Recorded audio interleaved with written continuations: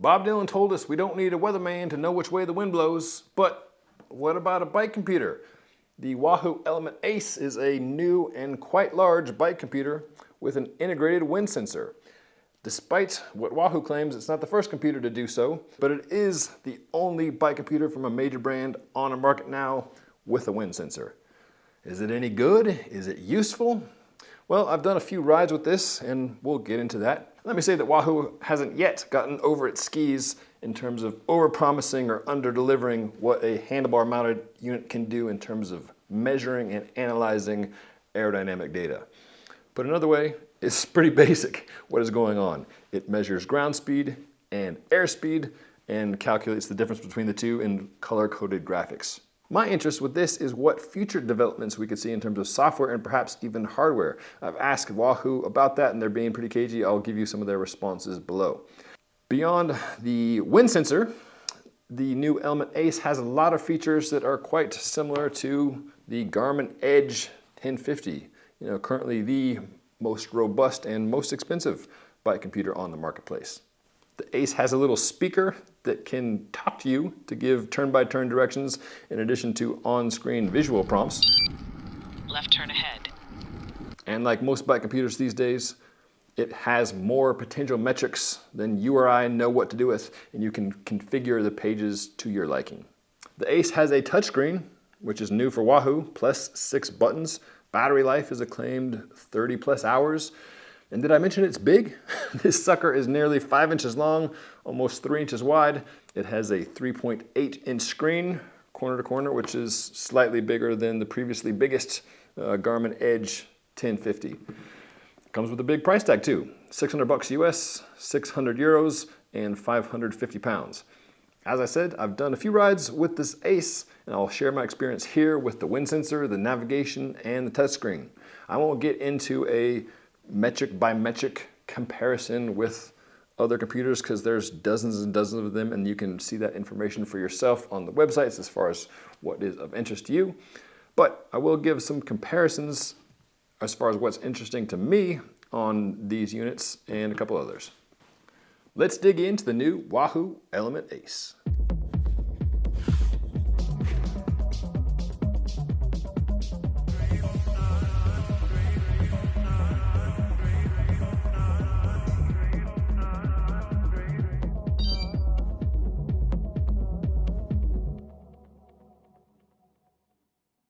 Let's talk about the wind sensor first. No, this is not the first onboard aero sensor. If you go back 15 years or so, there's a computer called the iBike that measured or claimed to measure your power output in the most complicated of methods. Instead of measuring at the pedal or the crank or the spider or the hub, it claimed that it measured all the forces opposed to your forward movement, gradient, wind, mechanical force, rolling resistance, all these things, and ran a live calculation to spit out your power output. Didn't work all that well, but that's something that I experimented with years ago. Later, iBike offered a CDA function to supposedly measure your wind drag, the wind drag of yourself and your bicycle when paired with a power meter. I experimented with that quite a bit, and it was fussy at best and wasn't all that practical. And thus the iBike, as you may know, does not is not a common computer these days. But that was an early bike computer that had a wind sensor. Currently we have third-party aero sensor devices like the one called Aero Sensor when used with a body positioning measuring device, which is critical, right? Like what you do is key to what the aerodynamic drag is. That aero sensor can deliver a real-time CDA number. My friend and Uber nerd, Pat Warner, has been playing with this and he's enjoying it. Pat's the type of guy who invests the time and money to go do things like set master world hour records.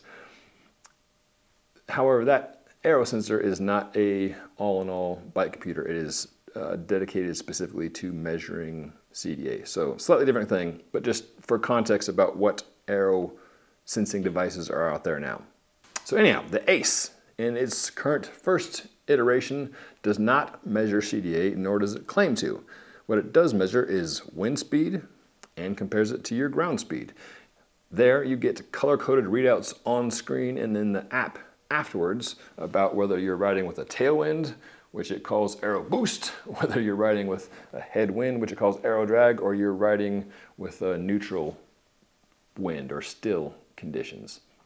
The presentation visually in both cases is similar to time in zone, whether that's power zone or heart rate zone. But unlike those two training metrics, what the heck do you do with wind data after the fact or even in the moment? Granted, aerodynamics is important. Wind is a thing, something that you can definitely feel. Drafting is nice and fun and efficient if you're into racing or just getting home more quickly. I do pay for some wind data in the form of Epic Ride Weather, which tells you the forecast of wind in an infographic presentation in terms of direction and speed. But on the bike, wind speed, what do you do with this? It's not really actionable in my humble opinion. The wind sensor is also basic in that it only reads head-on wind or lack of head-on wind. It doesn't measure side forces, which obviously are a big part of the aerodynamic package. To reiterate a couple points, one, there is no CDA measurement, which I think it's better not to pretend that you have it and give some guesstimation the way some computers do, with, for example, things like your VO2 max. Some computers will say they can measure that, they're not actually measuring it, or even taken a bit further with left-right power meters when it's a single number and it's broken down. That's a guesstimate, that's not an actual measurement. So I think it's good that this unit is not claiming to measure CDA because it's not doing that. Second, the future development, I think, is the interesting part. I ask a number of questions to Wahoo on this, and here, let me read a couple of their answers from two different people. One says, we, quote, have plans to build upon the wind sensor experience and see this as the first of many stepping stones towards bringing wind analytics to consumers in an approachable way. We are not sure if CDA is the best metric for the mass market, but Wahooligans, which is what Wahoo calls its customers, can expect software updates that expand functionality in interesting ways. That's just kind of generic corporate speak, not saying anything except neat stuff is coming, right? And neat stuff may be coming. Another representative for Wahoo said this in response to my answers about, hey, are you guys working with third-party companies in the future? Will we see CDA? That response was, quote, we plan for this groundbreaking feature to be a major focus for development in the coming years, unlocking new levels of performance and data-driven insights. The hardware capabilities included in the device will support a range of increased functionality in the years to come, end quote. So again, they're not saying no on CDA, and they're not saying not working with a third-party company to develop it, but they're also not saying the stuff is coming. This is all I can do, people. I ask the questions, I get corporate speak answers, and I relay them. But we'll dig into more of my experience testing the unit as is now.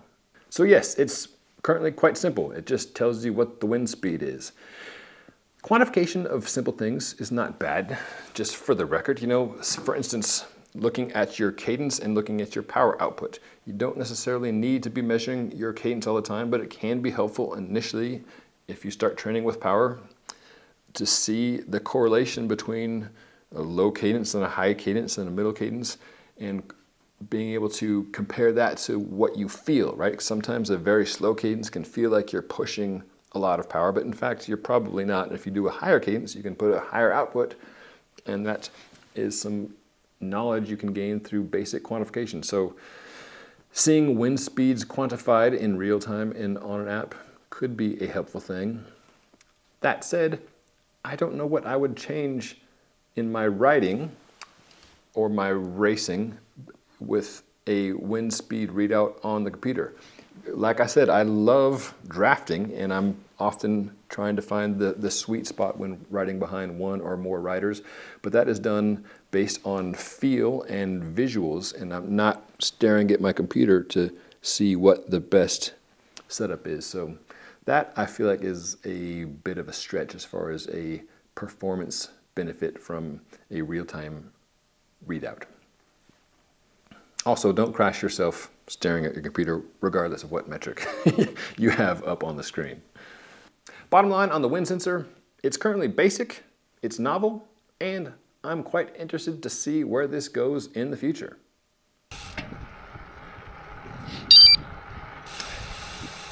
being able to drive the computer with the buttons on the new SRAM Red. Very nice. Do the same with Shimano Di2. Those additional buttons. Right turn ahead.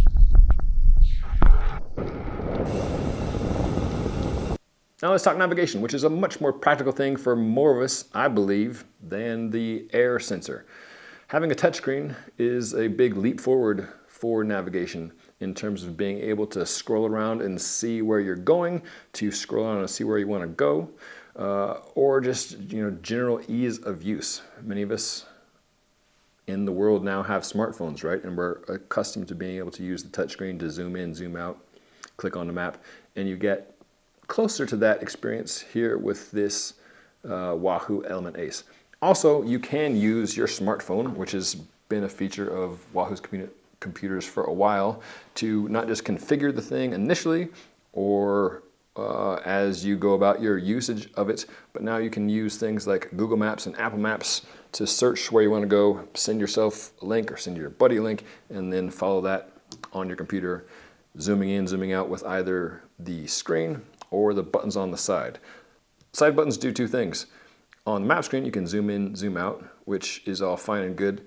It's still easier to use the touchscreen to move left, right, though.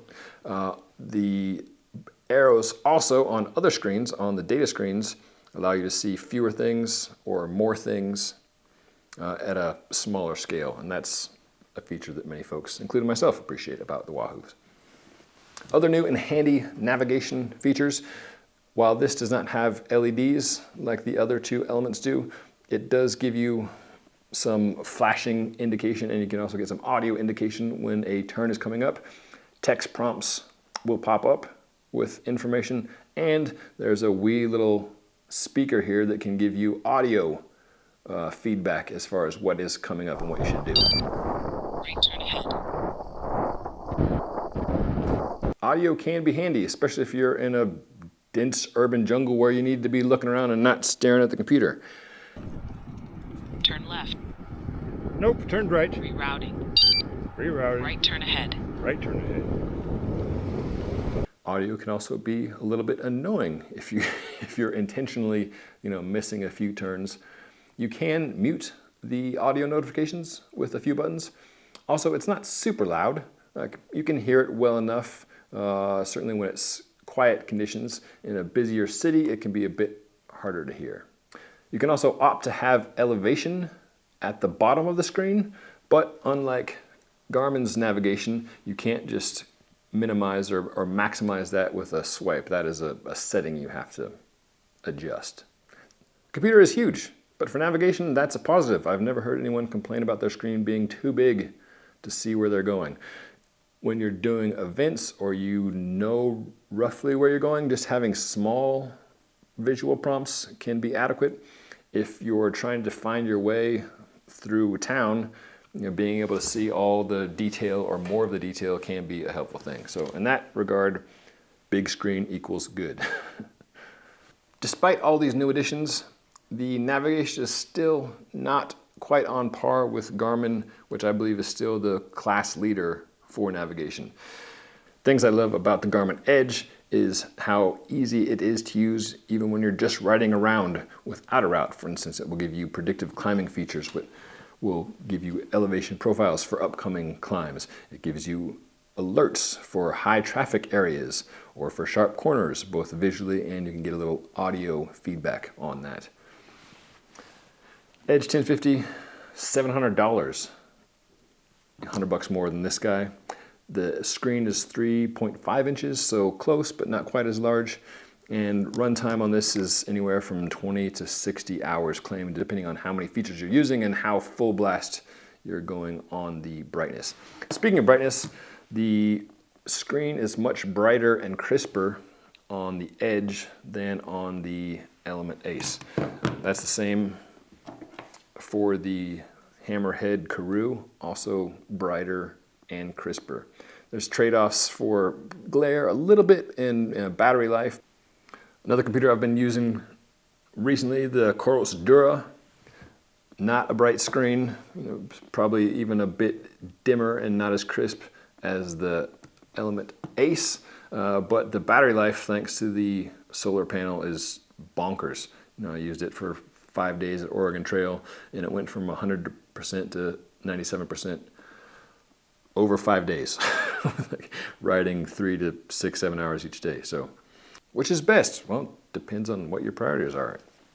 For mounting, the Elemnt Ace comes with a metal mount, which is a first-time thing for Wahoo, which has previously done plastic jobbers that have a solid back. This you can screw in, a light mount or a action cam mount on the bottom. It doesn't come with one, and you don't have to use this mount. I tested this on a Silica 3D printed mount and then an integrated zip stem mount. So that is the basic lay of the land with the new Wahoo Elemnt Ace. I will be riding with this more, and will report back with a full review in the near future. Let me know what questions you have. I will answer those as best I can in the comments below or in that said upcoming review.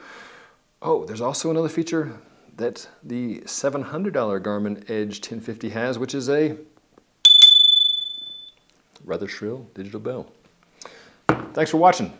Hope you found it helpful. If so, please subscribe. Tell your friends. The more the merrier here on the ride. Now shut down your computer, get out there, and enjoy the ride. Santa Claus.